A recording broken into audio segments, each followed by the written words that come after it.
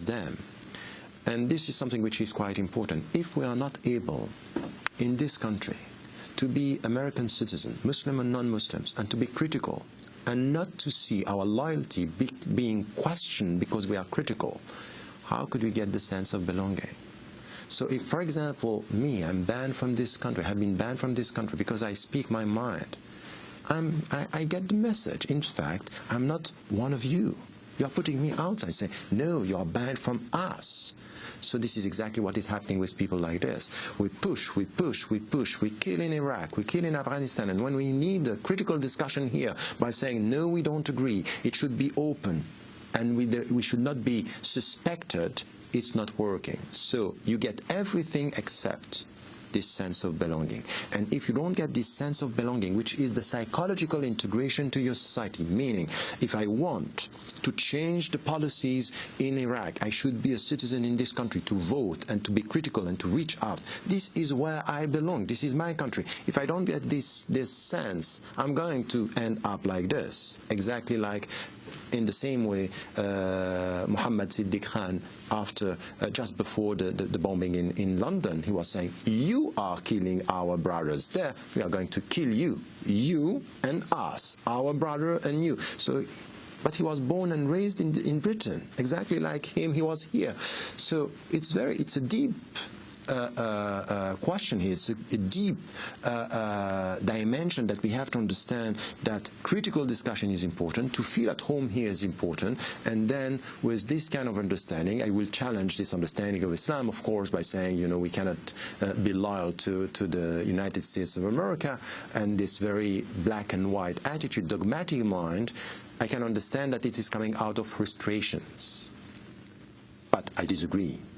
But I would like the politicians in the States and in the West to understand, if you carry on this atmosphere, this nurturing this perception that Islam is a threat, that the Muslims are a problem, not a potential contribution, you will end up having this kind of, you know, gap between us and them.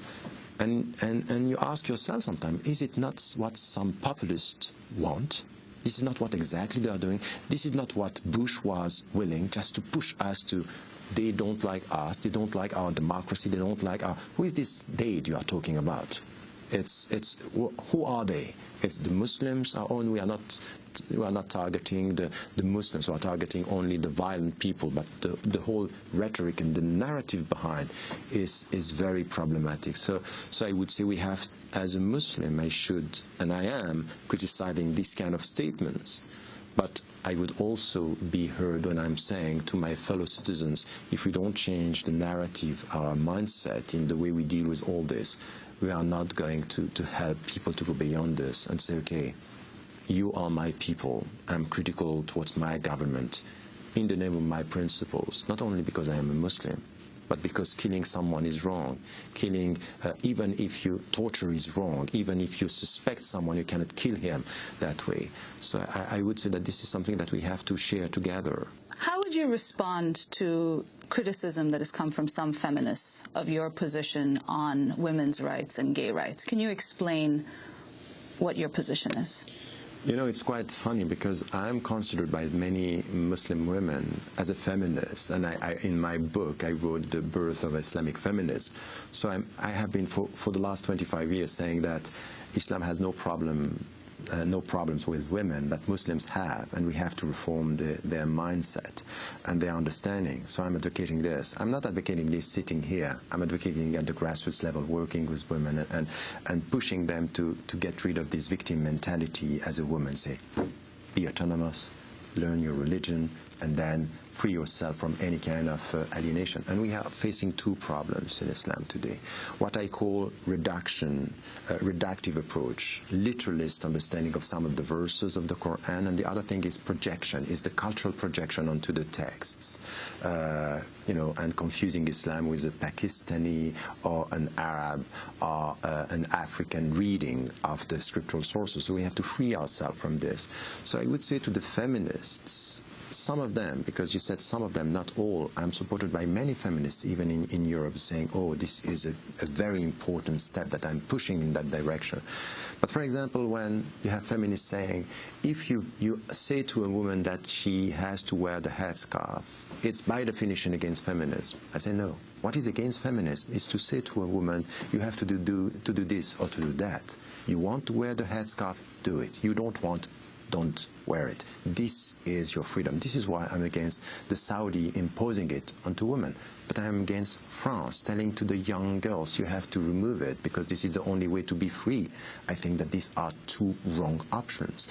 So some feminists are very dogmatic and they think that the only right feminism is to think the way they think. So, you know, you can be progressive as to your vision and dogmatic as your decision. And I would say that I'm critical of this, while I still think that we need to go to a better, to push in that direction, a better understanding of Islam. My position is, you know, on for example, on homosexuality. If you come to all the religion and go as far as, you know, the Dalai Lama, he's saying homosexuality is against the Buddhist tradition, or some are saying against the Jewish tradition and the Islamic tradition. If you say it's not promoted by your religion, this is one thing. Now, you are also saying, and this is what I'm saying, it's not promoted by Islam. But what is our attitude towards this? So a Muslim, for me, could say, I may not agree with what you are doing, but I respect who you are. And if we live in a pluralistic society, this is what we should expect from everyone. You may disagree with what I believe, what I'm doing, my behavior, but what you should do, with no exception, is to respect who I am. My dignity is not disputable. It's something which is unalienable. So this is where I stand. So I would say, what is wrong in this? Is it wrong that I'm not saying exactly what you want me to say, is that the only way to be free is to be westernized? No, westernization of the world is not to be free, it's just to have a dogmatic mind.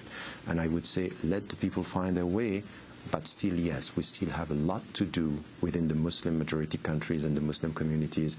And maybe one of my last lectures was to say, speaking about this, that we should maybe stop talking too much about the problem of Muslim women and speak more about the problem of Muslim men. Swiss-born